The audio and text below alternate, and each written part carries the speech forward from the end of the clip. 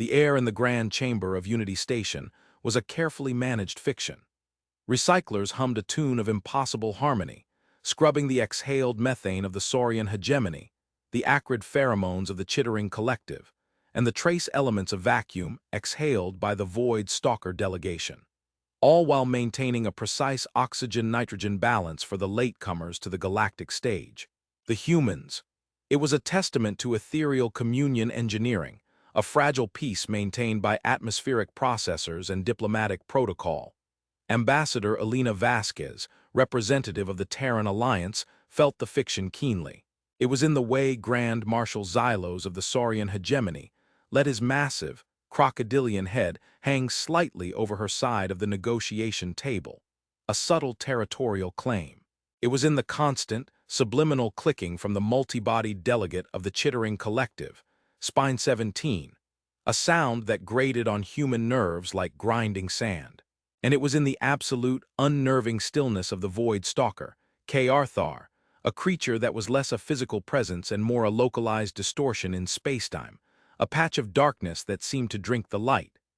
The Cygnus Arm expansion zone is rich in heavy metals and rare isotopes, Xylos rumbled, his voice a gravelly avalanche. His nictitating membranes, milky and translucent, swept sideways across his golden eyes. Resources my people require to fuel our fleets and forge our cities. Our claim is ancient, predating your species, emergence from its primordial ooze. Claims do not supersede current galactic law, Grand Marshal, Elena said, her voice calm and measured. Her aide, David Chen, shifted nervously beside her, his hand hovering over the datapad displaying mineralogical surveys and legal precedents. The Treaty of Procyon, which the hegemony ratified, clearly states that undeveloped territories are open for joint stewardship application. Spine 17's lead body, a bipedal construct of glossy black chitin and delicate, quivering antennae, vibrated. A synthesized voice, assembled from 1,000 clicks and whistles, emerged from a vocalizer on its chest. The collective requires expansion space. Our broods grow. The zone's proximity to our nesting worlds makes it logical. We will not be denied. The threat, though couched in the language of logic, was unmistakable. The collective didn't conquer, they swarmed. Elena held their gazes one by one. The imperious gold of the saurian, the multifaceted, soulless black of the chitteran, the impossible void of the stalker. They were all predators, apex hunters from worlds where the shadows held teeth and the wind carried the scent of death. They saw humanity as soft, ephemeral, pack-bound herbivores essentially, clever enough to build ships but lacking the fangs, the claws, the killer instinct that truly defined power in the galaxy. They saw her with her soft skin and expressive face as a curiosity, a talking prey animal. The Terran Alliance is not denying anyone, she said, keeping her tone even.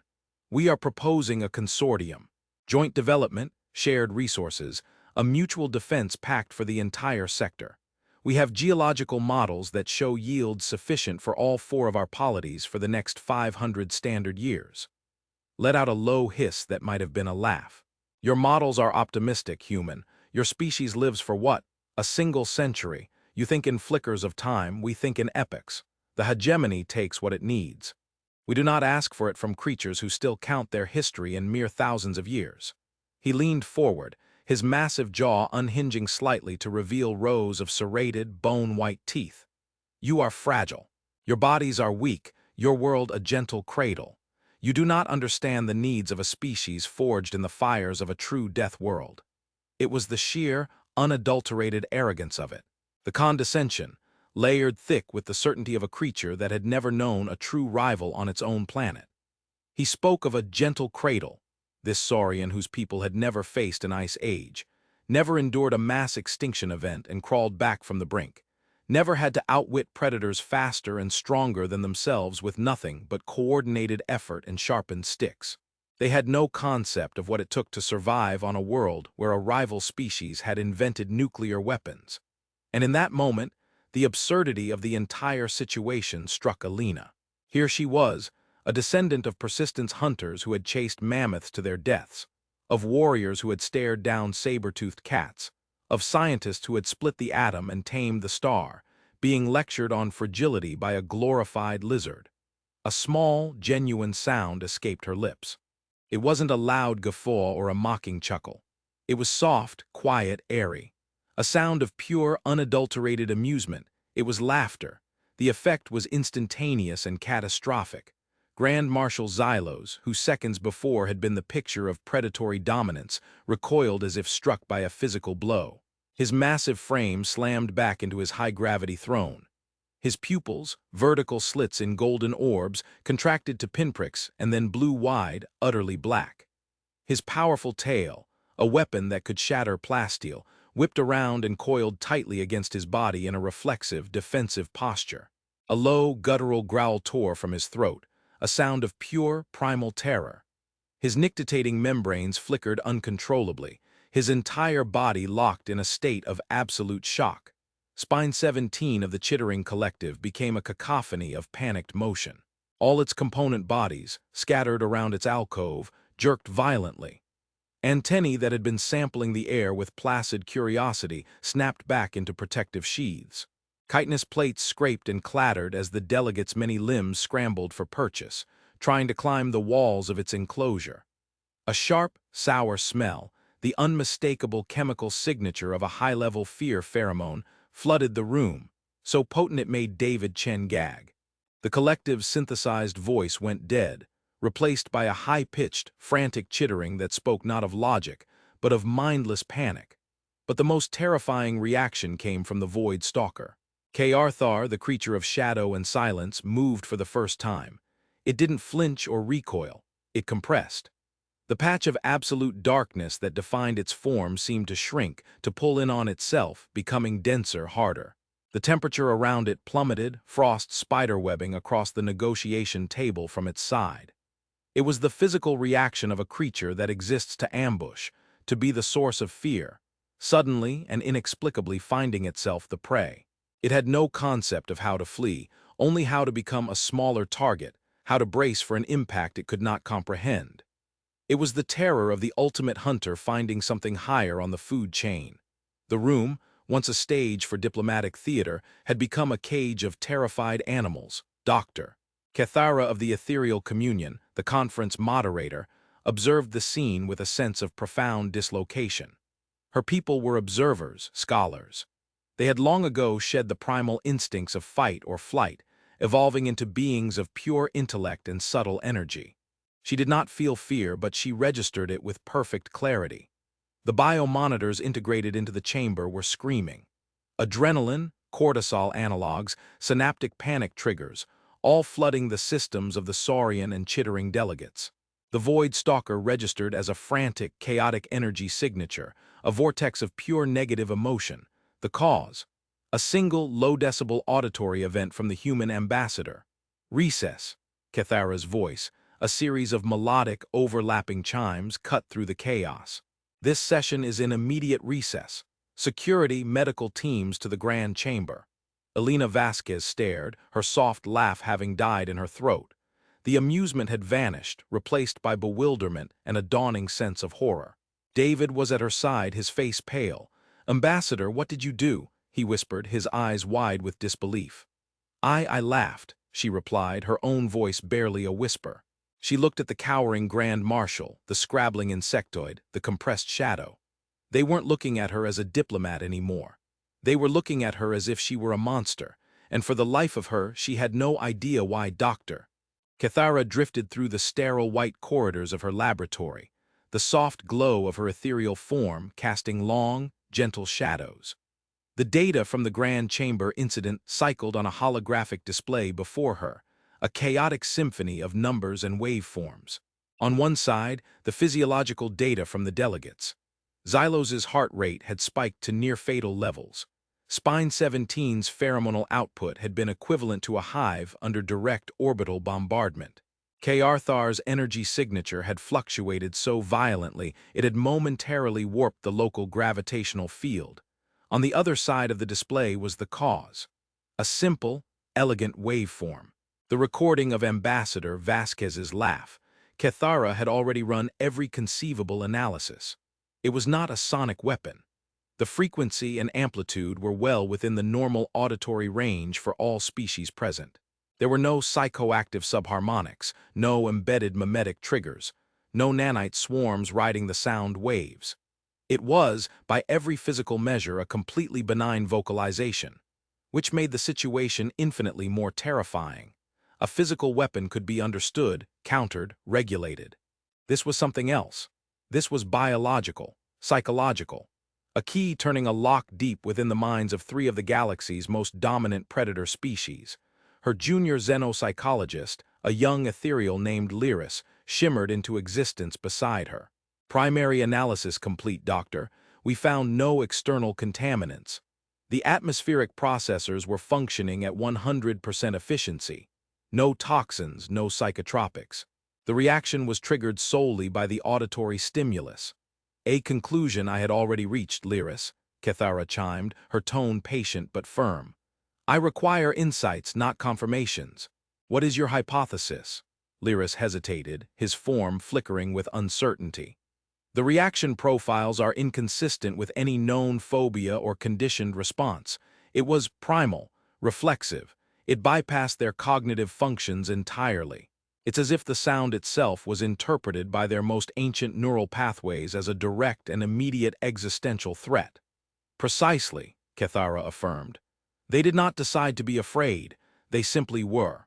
Which means the answer lies not in galactic politics, but in evolutionary history.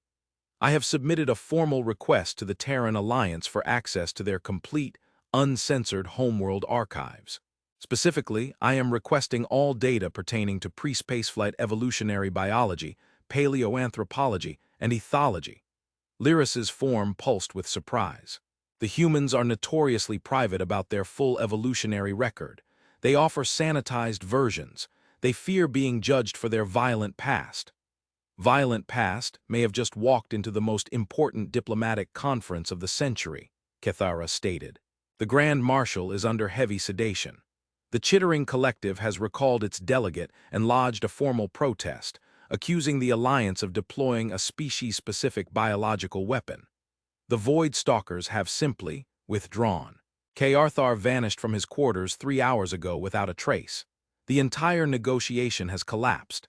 The humans will give us what we want because they are as desperate for an answer as we are. Their spacious, comfortable quarters, which now felt like a gilded cage, Elena Vasquez and David Chen watched the news reports. They were officially under diplomatic quarantine pending the investigation. Unprecedented diplomatic incident, David read from a news feed projected over the main table. Sources claim the Terran ambassador employed an unknown sonic device, causing severe physiological distress to fellow delegates. They're painting you as a terrorist, Elena. Elena rubbed her temples, a deep weariness settling into her bones. It was a laugh, David, a tiny, quiet laugh. How can they twist that into a weapon? Because it's easier than admitting they don't understand, he said grimly. It's easier for Xylos to believe he was attacked than to admit he was scared. Scared of you? He shook his head. I've never seen anything like it. He looked at you like you were some kind of god of death. They all did. Elena stood up and walked to the viewport, looking out at the stardusted velvet of space. Unity Station hung like a jewel in the void, a symbol of cooperation that now felt like a mockery. My grandmother used to tell me stories, Elena said softly, her voice distant. Old Earth stories. About how the first people hunted. They didn't have claws or great speed. They just walked. They'd pick one animal out of a herd and just follow it, for days. Never sprinting, just a steady, relentless pace. The animal would run, rest, and see them still coming. Again and again, until it was so exhausted, so terrified, it would just lie down and wait to die. Hunting, David murmured, recognizing the term from his studies. An archaic hunting strategy. Is it, though? Elena turned from the window, her eyes troubled. We still do it, not with spears but with spreadsheets and legal briefs and economic sanctions. We identify a target and we just keep coming. Relentlessly.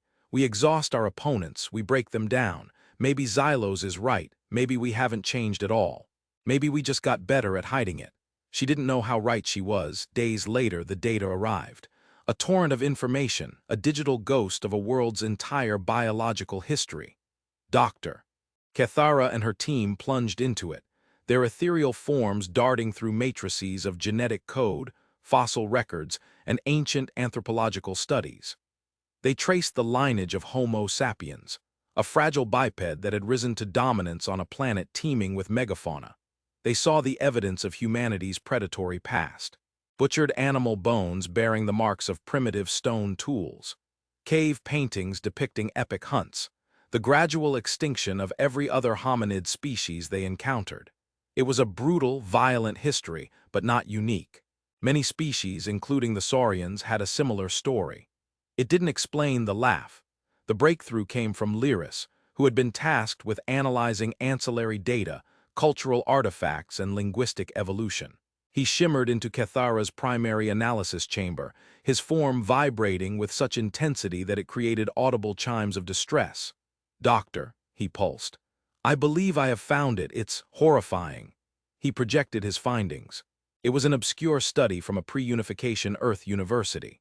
The paper was titled "The Ethology of Triumph Vocalizations in Primate Pack Hunters." The study theorized that laughter, in its most primal, evolutionary form, was not a response to humor. It was a social signal, a specific sound made by pack hunters to communicate a successful kill. It was a complex vocalization that meant many things at once. The chase is over. The threat is neutralized. The prey is down and helpless. We have won. It is time to feast. It was the sound of an apex predator at the absolute peak of its triumph, a signal to its pack that the danger was past and the reward was at hand. It was a sound of relief, of dominance, of impending consumption. Cathara felt a coldness that her energy-based form should not have been capable of. Lyris run a comparative spectrographic analysis. The recording of Ambassador Vasquez's vocalization against the reconstructed sound of the triumph call from this paper. Two waveforms appeared side by side in the holographic display. One was from a sterile, high-tech negotiation room. The other was a theoretical reconstruction based on fossilized larynxes and primate vocal patterns. They were a near-perfect match. The silence in the lab was profound. The team stared at the two sound waves, twin serpents of data that explained everything. The saurians, the chitterans, the void stalkers. They were all predators, yes.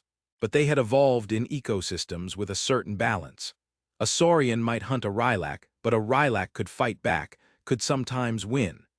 The chittering collective swarmed lesser creatures, but faced threats from colossal burrowing worms on their homeworld. The void stalkers hunted things in the dark between stars, but those things sometimes hunted them back. Their evolutionary history was a dialogue of hunter and hunted. But humanity had systematically eliminated every single predator on their world that could pose a genuine threat to a coordinated group of them. They had hunted down the cave bears, the giant cats, the dire wolves. They had driven them all to extinction. They had become something new, something their world had never seen before, a predator with no rivals. An absolute apex. The laughter was the sonic fossil of that achievement, a sound that had not been heard in the galaxy for millions of years, on thousands of different worlds. The sound of a predator so successful, so completely dominant, that it could afford to stand over its helpless prey and make a noise of pure, joyous victory. For any species whose evolutionary line included a time when they were prey. And every species in the galaxy, no matter how powerful now, had such a time. That sound was encoded in their deepest, most ancient genetic memory. It was the sound that came before the tearing of flesh and the crunching of bone. It was the sound of the end. Xylos hadn't reacted to a sonic weapon. He had reacted to a ghost in his genes, the memory of a tiny, warm-blooded mammal ancestor hearing a reptilian predator's triumphant roar just before the jaws snapped shut. The chittering collective's ancestors had been hunted by clever, pack-based avians, and the laugh was a chilling echo of their victorious cries. The void stalker's origins were a mystery, but somewhere, in the unimaginable deep past, something had hunted them, and it had made a sound of triumph when it cornered them. The humans hadn't just brought a new culture and technology to the galactic stage. They had brought a sound that the galaxy had long forgotten. The sound of the ultimate predator, Cathara finally understood. The humans appeared weak because their strength wasn't in their bodies. It was in their minds, in their terrifying cooperation, and in their relentless, implacable persistence. Their fragility was a disguise, the most effective camouflage nature had ever produced. They were wolves who had evolved to look so much like sheep that they had even fooled themselves. But the sound gave them away. "Send this report to the council," Cathara chimed, her voice flat and cold. "And send a copy to Ambassador Vasquez. It is time everyone understood what humanity truly is." The report from Dr. Cathara's team spread through the diplomatic channels of Unity Station like a contagion. It wasn't released to the public, but was instead disseminated to the heads of each delegation with the highest security classification. For most, it was a piece of fascinating, if somewhat disturbing, academic research. For the delegations of the hegemony, the collective, and the stalkers, it was a revelation that shattered their perception of the universe. In his opulent, high-gravity quarters, Grand Marshal Xylos read the report for the third time. The ornate stone tablets and warrior scrolls that decorated his walls, testaments to a billion years of Saurian dominance, now seemed like the naive art of a child. He remembered the feeling in the chamber. The sound hadn't just startled him, it had unmade him. It had stripped away the Grand Marshal, the warrior, the diplomat, and left only a terrified, skittering creature desperately seeking cover. The report gave that feeling a name. Ancestral memory. His aide, a younger, leaner Saurian named Grak, stood rigidly by the door. "Grand Marshal, the hegemony demands a response. They wish to sever diplomatic ties, to declare the humans a hostile species." Slammed a massive, three-fingered hand onto the console, cracking the crystalline surface. "Fools, they would declare war on a hurricane. They do not understand." "What, sir?" Grak asked, his own confusion evident. "They used a biological weapon." "No," Xylos rasped, turning his great head to fix Grak with a haunted golden eye. "That is the horror of it. They did not. It was an accident, an involuntary reflex. They are so far removed from their own nature that they no longer recognize it themselves." He gestured to the report. "This laughter, it is not a weapon. It is a symptom. The symptom of a species that achieved something my people, for all our strength, never did. We dominated our world. The humans, they conquered theirs. They hunted every other major predator to extinction. They stood alone at the top of their food chain for so long that the call of the successful hunt became a social lubricant, a sound of joy." He shuddered, a motion that rippled through his powerful frame. Imagine a creature so deadly, so utterly without rival, that the sound of its victory becomes the sound of its happiness. We Saurians roar in triumph, yes, but our roars are also warnings to other predators. They are challenges. The human sound, it is not a challenge. It is a declaration of a concluded fact. It is the sound of something that does not expect a reply. Grak was silent, the implications slowly dawning on him. "Entire strategy for dealing with the humans has been wrong," Xylos continued, his voice low and grim. "We treated them as upstarts, as clever prey pretending to be powerful. We poked them, prodded them, tried to intimidate them. We acted like predators sizing up a potential meal." He looked down at his own claws, instruments of death that had suddenly been rendered obsolete. "All this time, we were the ones being sized up, and the creature opposite us was amused." The segmented, humming alcove of the chittering collective's delegation, Spine 17 was reassimilating with its local hive mind. The report's data flowed not as words, but as pure information, spectrographs, chemical analyses, evolutionary timelines. The collective did not feel emotion in the same way an individual did. It felt imperatives, directives, threat assessments. The laughter was assessed as a threat level, absolute. The collective mind reeled. Their entire existence was predicated on a simple calculus, the strength of the many against the few. They could overwhelm any individual predator through sheer numbers and coordinated action. It was the foundation of their psychology, their society, their military strategy. But the humans were a paradox. They were individuals, yet they operated as a collective. They were a pack. A small pack compared to a chittering hive, but their coordination was on a level the collective could not comprehend. It was not instinctual like their own. It was conscious, adaptive, and utterly ruthless. The report on human history confirmed it. They formed packs to hunt, tribes to wage war, nations to conquer continents, and now, a starfaring alliance to claim the void. They were a swarm of individuals, and the sound was the key.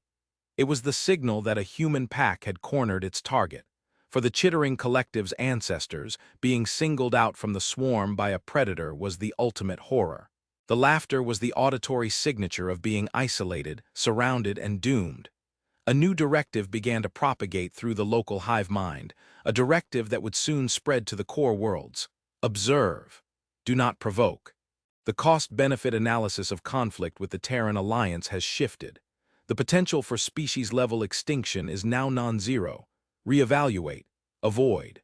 The swarm, for the first time in its history, had encountered a predator it could not overwhelm. Elena Vasquez sat opposite Dr. Cathara in a small, quiet observation lounge. The report lay on the table between them. Elena had read it once, her blood running cold. David sat a few paces away, silent, his face a mask of shock. "So this is what we are," Elena said, her voice hollow. "Monsters who have forgotten they are monsters." "Are not monsters, Ambassador," Cathara chimed, her form a placid, calming blue. "You are survivors. You are the result of a unique and brutal evolutionary crucible. No other species we have encountered has faced and overcome such varied and intense extinction pressures on their homeworld. Your ice ages, your supervolcanoes, your asteroid impacts, and your own internal competition. It forged you into something new. It forged us into killers," Elena countered, her hands clenched in her lap. "This triumph call, I think of children playing, of friends sharing a joke. I think of the sound of love and happiness. And now you tell me it's the evolutionary echo of a successful kill, that the sound of joy in my species is the sound of terror for every other.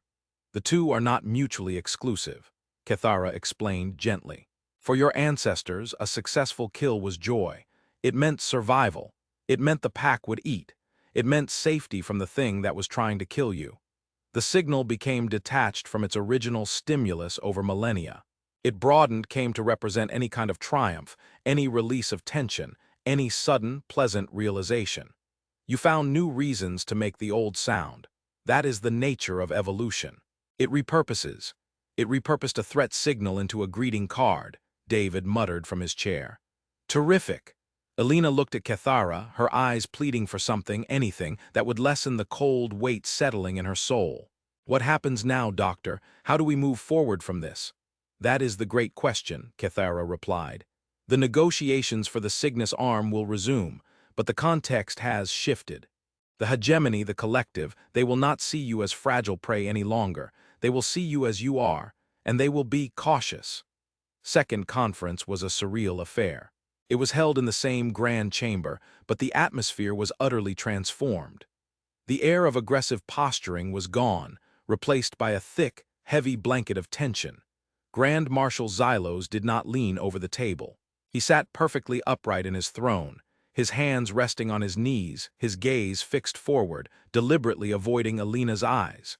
He spoke in clipped, formal tones, all his previous bluster gone.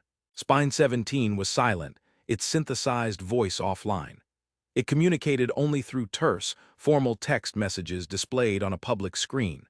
And K'Arthar, the Void Stalker, had not returned. In its place was a junior stalker diplomat who remained cloaked in its shadowy field, a silent, watchful presence that conceded every point without debate. The negotiations, which had been deadlocked for weeks, concluded in 6 hours. The Terran Alliance's proposal for a joint stewardship consortium was ratified with only minor modifications. The other powers asked for nothing more than what was offered. They ceded territorial claims they had been prepared to go to war over just a week before. It was not a negotiation. It was a capitulation. They weren't afraid of humanity's starships or its weapons. They had ships and weapons of their own, in some cases far more advanced. They were afraid of something far deeper. They were afraid of the creature sitting across the table. They were afraid of what it represented. A species that had won the evolutionary war so completely, so decisively, that it had forgotten it was ever fighting. A predator that smiled, that helped its neighbors, that spoke of peace and cooperation, all while the ghost of a triumphant killer echoed in its throat. As the session concluded, Elena stood. The room was silent. She could feel every eye on her. Xylos rose slowly, his gaze finally meeting hers. There was no anger in his eyes, there was no hatred. There was only a profound, instinctual, and deeply grudging respect. the look a lesser predator gives to the true apex. He gave a slight, almost imperceptible bow of his head before turning and striding from the chamber, his heavy footfalls echoing in the silence. Later that evening, back in her quarters, Alina stood before a mirror. She watched her own reflection, the face of a human, a diplomat, a woman. She tried to smile, a genuine, warm smile, but she couldn't. All she could see now were the muscles around the mouth, the baring of the teeth. It was a predator's gesture, a display of weapons, a threat. She thought about humanity's rapid expansion into the galaxy, their uncanny ability to adapt, to overcome, to thrive where other species struggled. They weren't conquerors in the traditional sense. They were something more insidious. They were collaborative predators. They formed packs with other species, integrating them, making them stronger, using their own unique skills to hunt for resources, for knowledge, for security. They were making the entire galaxy their pack. And what happens when the hunt is over? What happens when every territory is explored, every resource charted, every rival pacified? What happens when humanity finally feels, on a galactic scale, that it is safe, that it has won? A chill ran down her spine as she imagined the sound. A chorus of laughter echoing from 1,000 worlds. The sound of 1 billion triumphant hunters. The sound of the undisputed apex. And she wondered if the terrified silence of the rest of the galaxy would even be noticed.